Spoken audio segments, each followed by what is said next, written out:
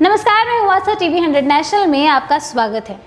इस मंगलवार को जीडीपी के नतीजे आए। जिस तरह का एक्सपर्ट्स का अनुमान था, रिजल्ट्स बिल्कुल उसी के हिसाब से देखने को मिला। देश की जीडीपी का देश की सभी चीज़ों पर बहुत प्रभाव पड़ता है, या कह सकते हैं कि सभी चीज़ें देश की जीडीपी को प्रभावित करती हैं। दोनों ही एक दूसरे पर परस्पर प्रभाव डालते हैं। आपको बता दें, साल 2021 की पहली तिमाही के नतीजे में जीडीपी 20.1% पर दर्ज हुआ। सबसे बड़ी बात यह है कि इस बार जीडीपी अपने रिकॉर्ड स्तर पर था, यानी अब तक का सबसे हाई। रॉयटर्स की खबर के मुताबिक 41 अर्थशास्त्रियों का अनुमान जीडीपी 20% का था। अगर पिछले साल यानी 2020 की बात करें, पहली तिमाही में जब कोरोना प्रचंड रूप में था, तब जीडीपी 24.4% नीचे था, यानी पिछले एक साल में जीडीपी लगभग 44% ऊपर आया है।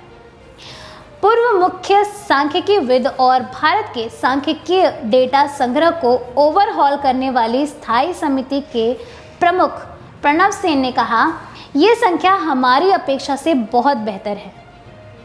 कमेटी के मुताबिक साल दर साल सबसे बड़ी वृद्धि निर्माण क्षेत्र में थी, जो 68.3% पर थी।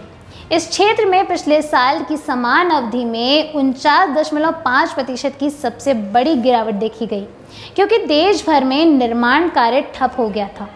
मैन्युफैक्चरिंग, जो पिछले साल अप्रैल जून में 36% गिर गया, 49.6% की वृद्धि के साथ इस साल वापस उछला। ऐसे में चीफ इकोनॉमिस्ट अदिति नायर ने कहा, जीवीए यानी ग्रॉस वैल्यू एडिशन ग्रोथ के पिकअप में मैन्युफैक्चरिंग और कंस्ट्रक्शन का सबसे बड़ा योगदान था, जबकि व्यय पक्ष पर यानी एक्सपेंडिचर पर निजी खपत और निवेश ने सकल घरेलू उत्पाद के प्रदर्शन में बदलाव को ऑपरेट किया। फिर भी ये सभी क्षेत्र अपने पूर्व कोविड स्तरों से काफ़ी नीचे रहे।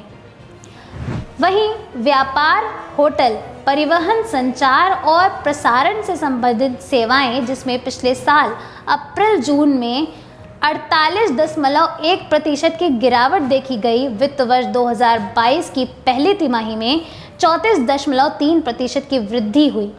यह दर्शाता है कि होटल, आतिथ्य और पर्यटन से जुड़े सेवा क्षेत्र कोविड-19 महामारी से प्रभावित हो रहे हैं और इसमें सुधार होने में और वक्त लगेगा। कृषि एकमात्र ऐसा क्षेत्र जिसने वित्त वर्ष 2021 की पहली तिमाही में 3.5% की वृद्धि दिखाई। इस बार लगभग 4.5% की वृद्धि हुई है।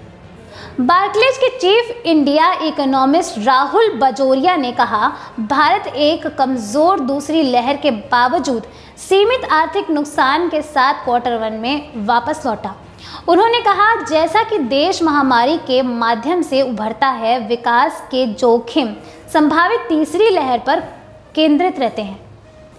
भारत की अर्थव्यवस्था भले ही पिछले साल बहुत बुरी रही हो, लेकिन देश की जीडीपी जिस तरह का सुधार देखने को मिला है, वो काफ़ी सराहनीय और खुश करने वाला है।